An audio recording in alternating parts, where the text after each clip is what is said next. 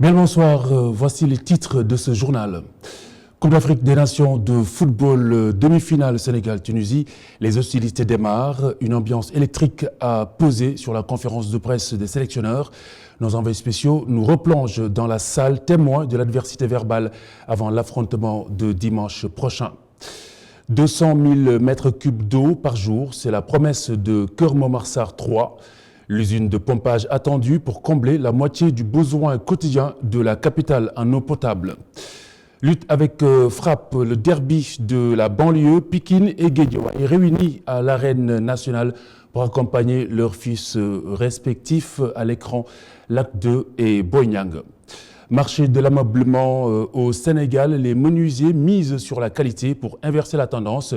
Tendance favorable aux meubles importés d'Europe. Nous irons à leur rencontre dans cette édition. Bienvenue à tous.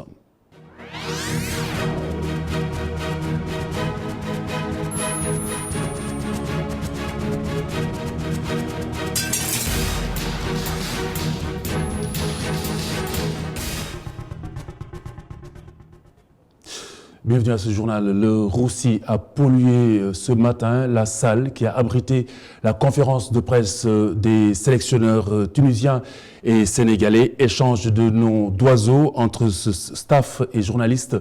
L'ouverture déjà des hostilités qui présagent d'une hostilité sans merci sur le terrain dimanche lors de la demi-finale qui les mettra aux prises. Gorgui Diaoutiam, Ababakar Ndaoufei et Cédina Abagé, nos envoyés spéciaux au Caire.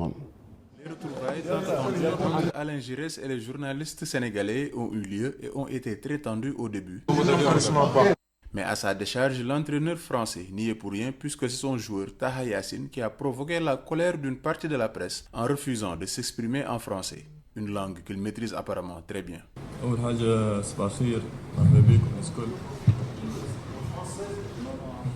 Je parle pas le français. Non.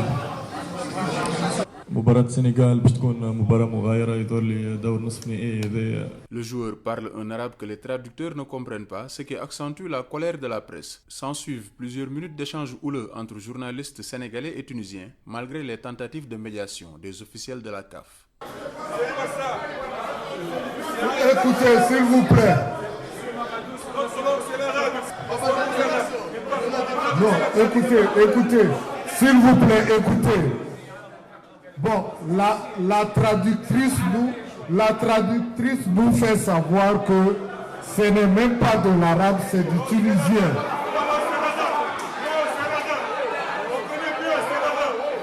Finalement, les journalistes sénégalais décident de bouder le joueur et se tournent vers Alain Giresse qui, lui, tempère en affirmant garder de bons rapports avec les Sénégalais. La particularité, comme ça a pu être le cas contre le Mali, quand on a entraîné une sélection, c'est de se retrouver de l'autre côté.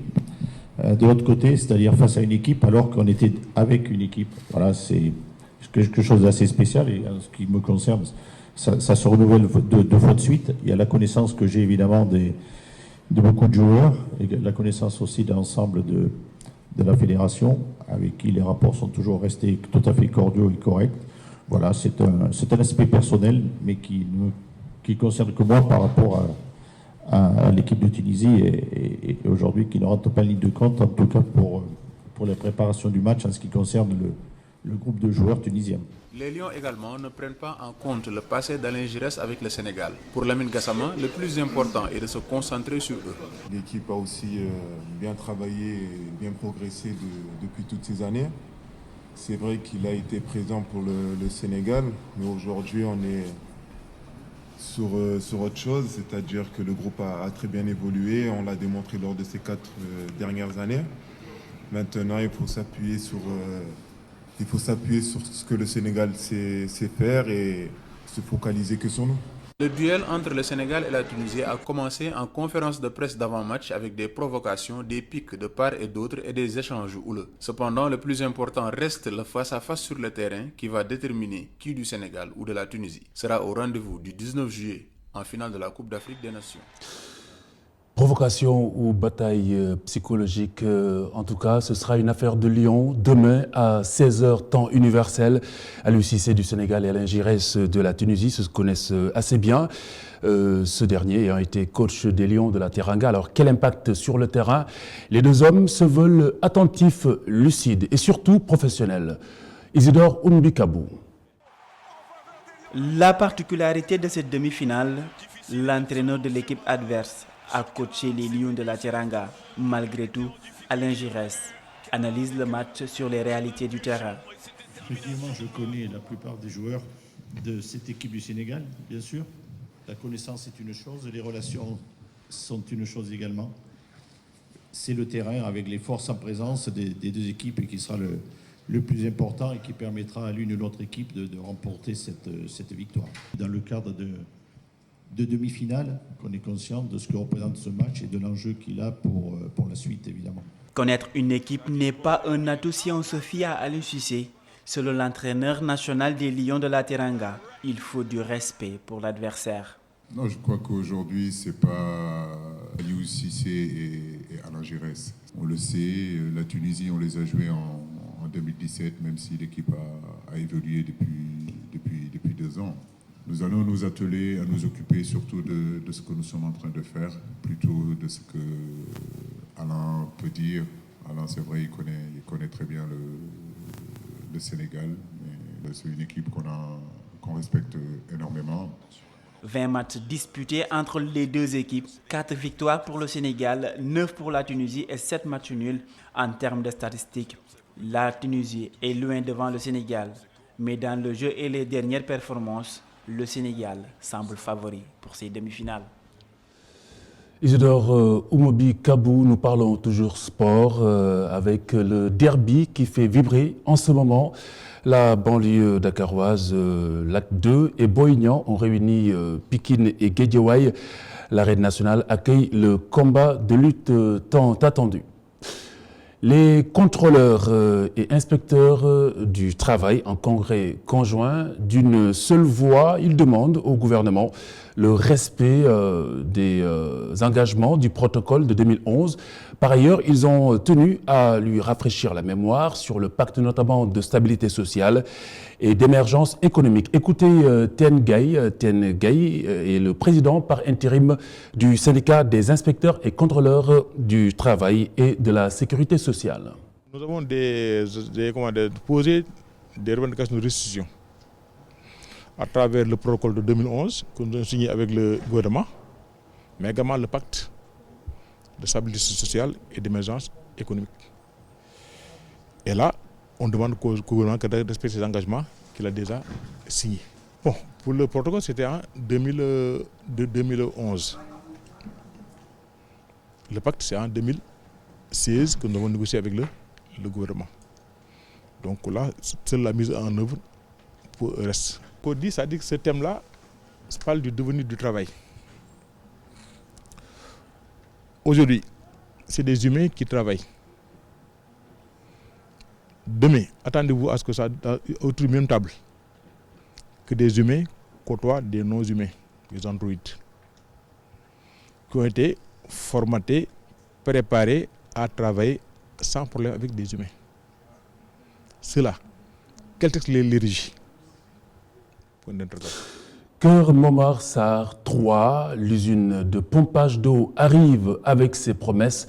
200 000 mètres cubes d'eau par jour, soit la moitié du besoin quotidien de Dakar en eau potable. KMS3 donc sera bientôt livré si l'on se fie à l'avancement des travaux. Constat de Seleman Diallo et Cheikh Hassan Affal. 216 km, c'est la distance que devra parcourir l'eau filtrée du lac de Guiers avant de couler des robinets de Dakar. Cette eau sortira de l'usine de pompage numéro 3 de Cœur Momar-Sarr, une usine dont l'état d'avancement des travaux avance sûrement. Les bâtiments commencent à sortir de terre. Il y a des travaux complexes pour la partie composante usine parce qu'il s'agit de travaux en conception-réalisation. Mais au courant de l'année 2020, Inch'Allah, les projets les travaux seront achevés, les ouvrages mis en service et les populations sentiront également l'impact de ce projet KMS3. Un projet de 274 milliards qui va permettre de produire 200 000 m3 d'eau par jour, soit le double de la production journalière de KMS1 et KMS2 réunis. Un exploit rendu possible grâce bientôt à une autonomie de la SONES en électricité de haute tension. Nous avons construit en relation avec la Sénélec et la CEMAF l'ensemble des autres partenaires une ligne haute tension, qui est une ligne qui a l'avantage de coûter moins cher mais d'être plus sécurisée. Nous allons également construire un poste de transformateur ici à Keur-Momar-Sarr qui va également prendre en charge les usines de Keur-Momar-Sarr 1, 2 et 3. Et tout cela également pour sécuriser l'alimentation. La Fédération des associations consuméristes de Hassan Boye se réjouit de cette avancée qui, selon lui, celle-ci va avoir un impact positif sur la distribution du liquide précieux. Ils vont développer une centrale qui les appartienne et puis qui vont confier à la Sénélec plus tard. Un, ça va réduire les coûts. Deux, ils n'ont plus de problème de coupure d'électricité. Et vous savez que depuis ces dernières années, tout ce qu'on a pu constater, quand il y a coupure d'électricité, il y a un problème d'adduction d'eau. Maintenant, ce problème va être une vieille histoire qu'on va raconter. Des matériaux rénovés, des canalisations de qualité, le tout accompagné d'une vision stratégique. Voilà le mélange que la Société nationale des eaux du Sénégal a concocté pour atteindre les 800 000 m3 par jour pour satisfaire les familles dakaroises. Le dégoût des populations de Sicap Mbao, à l'origine, l'état d'immondice qu'elles côtoient par défaut et au quotidien, une situation qui leur sort des yeux face, disent-elles, à des autorités peu réactives face à cette désolation. Omar Bokoum et Boudan Diatchan. Quand on vient à Diamaguène Sicap Mbao, la première remarque est l'insalubrité. Nous sommes ici au marché de Samsam. L'état d'immondice jonche le long des artères du marché. On dirait que nous ne sommes pas des Sénégalais. Les autorités ne font rien pour nous aider. Même si nous trouvons des partenaires, il n'y a aucun suivi. Nous voulons que l'État vienne nous appuyer pour évacuer cet état d'immondice. Depuis quelques jours, des jeunes de la commune se sont engagés pour combattre cette insalubrité avec l'adoption de bons comportements en période d'hivernage. Il y avait une décharge qui était là, donc depuis presque 15 ans. Mais avec l'engagement des jeunes et le mouvement Sénégal Ma Fierté et aussi l'UCG, ils nous ont appuyé d'enlever les ordures qui étaient ici. Et donc quand on parle de l'insalubrité, on parle de la santé. Et parce qu'on ne peut pas avoir de la santé sans lutter contre l'insalubrité. Pour régler définitivement cette question de l'insalubrité, dans la commune de Diamaguène Sicap Mbao, la population demande l'appui des autorités étatiques. Ils ont élu une équipe municipale qui est là, mais l'équipe municipale est animée sur d'autres choses, mais pas lutter contre l'insalubrité. Diamaguène Sicap Mbao est l'une des communes les plus sales dans la banlieue dakaroise. Il urge en période d'hivernage de mettre les moyens pour dégager la saleté dans certaines zones de la localité afin de lutter contre certaines maladies liées à l'insalubrité. Exposition en plein air le long du canal 4 du quartier Gueule-Tapée. Les passants peuvent en effet apprécier des meubles en tout genre, essentiellement des salons et des chambres à coucher. Les menuisiers locaux jouent donc bien du coup leur partition dans le marché de l'ameublement au Sénégal. Seul hic, une concurrence venue d'ailleurs, un équipement rudimentaire, mais surtout la cherté du bois. Quand bien même ils survivent grâce à un allié sûr, la qualité de travail. Pape Mafalfal et Amogo Robert Nyang. Des lits, des armoires et d'autres meubles constituent le décor du canal 4. De couleurs et modèles divers, ils n'attendent que la clientèle.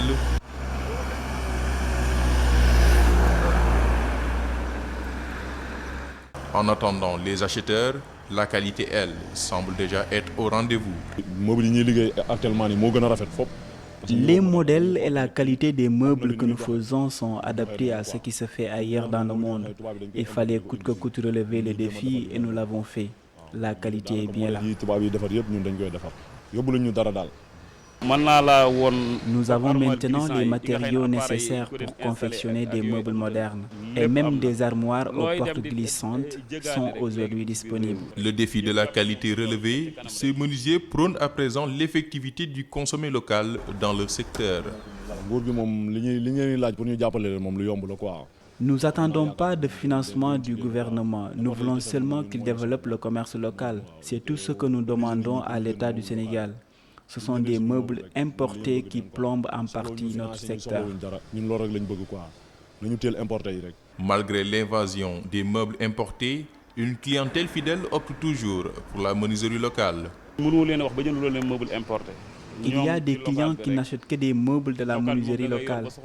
Ils y trouvent leur compte. En réalité, les meubles confectionnés ici sont plus solides. À un mois de la Tabaski, ce n'est pas encore le grand rush des clients. À quelques mois de la Tabaski, cela ne se fait toujours pas sentir. Mais nous espérons voir plus de clients d'ici quelques jours. Face à la concurrence des meubles importés et la cherté des matériaux de fabrication, les menuisiers ont du pain sur la planche. Après l'artisanat, l'art, avec le Festival international handicap micro, les rideaux sont tombés sur la 7e édition ce samedi. L'événement qui réunit chaque année des personnes à mobilité réduite, une occasion de faire partager leur savoir-faire artistique. Le public a répondu à cet appel du centre culturel Blaise Senghor. Babacar Ndiaye et Sophie Abba. Du talent au rendez-vous, c'est à travers leur création que ces artisans luttent pour la valorisation de leur travail. La recherche de visibilité et de reconnaissance pousse ces personnes en situation de handicap à se réunir, nous explique Madame Fontandiaï. Le festival, c'est un moment de promotion pour les personnes en situation de handicap, pour valoriser leur travail, que ce soit dans le domaine de la culture, l'artisanat, la musique et tout. C'est tous les corps qui sont pris en compte vraiment. Et c'est juste pour faire la promotion et que le gouvernement ait beaucoup plus une prise en charge et une plus de visibilité pour les personnes en situation de handicap. C'est la raison du festival. C'est un festival qui rassemble tout le Sénégal, pas seulement la capitale. Il y a toutes les régions qui sont représentées. D'ailleurs, moi-même, je viens de Louga, il y a les régions de Thiès et toutes les autres régions. D'ailleurs, on veut que vraiment le gouvernement ait une prise en compte et plus d'accompagnement pour vraiment valoriser les travaux des artisans handicapés et tout. Leur message est principalement un appel à la solidarité et au soutien. On a toujours besoin d'être assisté parce que n'importe quel travail qu'on peut abattre, s'il n'y a pas une mainmise, ou bien il n'y a pas une assistance, ou bien qu'on nous accompagne, on en a toujours besoin. La coordination d'un tel festival demande un grand leadership. Il regroupe plusieurs corps de métier, comme peut en témoigner M. Mangone Saho. C'est un festival qui regroupe pas mal de personnes handicapées.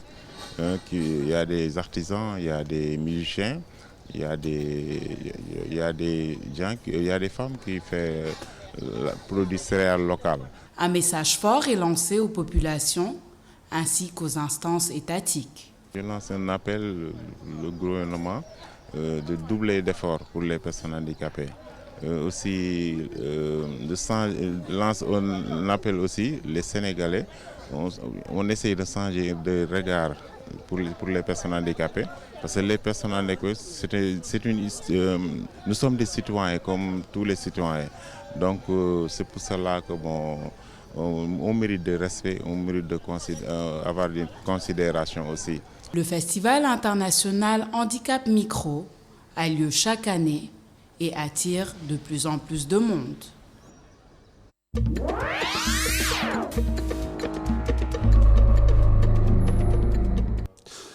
En France, un commandement militaire dédié à l'espace en septembre prochain. Le président Emmanuel Macron en a fait l'annonce ce samedi. C'était lors d'un discours à la veille du défilé du 14 juillet. Objectif, dit-il, assurer le développement et le renforcement des capacités spatiales de l'Hexagone. Le commandement sera sous la tutelle de l'armée de l'air qui deviendra à terme l'armée de l'air et de l'espace. Macron s'adressait à la communauté militaire réunie au ministère des Armées à Paris. Toujours dans le cadre de la célébration de ce 14 juillet, mais à Dakar cette fois-ci, l'ambassadeur s'adressera pour la dernière fois à la communauté française établie à Dakar ce soir. Christophe Bigot qui prononce son tout dernier discours en marge d'un grand bal populaire au lycée Jean Mermoz. Discours qui marque la fin de ses 3 années de mission au Sénégal. Bon vent donc à son Excellence.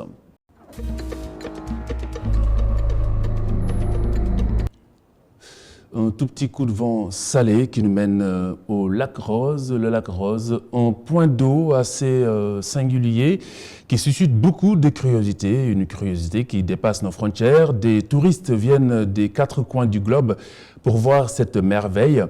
Malheureusement, le lac perd des couleurs. Un nouveau tableau qui n'est pas du tout sans conséquences. Augustin Mandang et Oumar Khan. Le lac rose perd de plus en plus sa couleur. Sa mythique couleur rose devient transparente. L'explication se trouverait au fond du lac. La couleur, ce qui la provoque, c'est à cause des algues, parce qu'il y a des algues et des micro-organismes. Mais en pleine journée, ils remontent à la surface de l'eau avec le soleil et le vent. Ça donne la couleur rose, qu'elle reflète uniquement au cours de la journée. Mais venez ici le matin de bonne heure, la nuit, pas de soleil, pas de vent.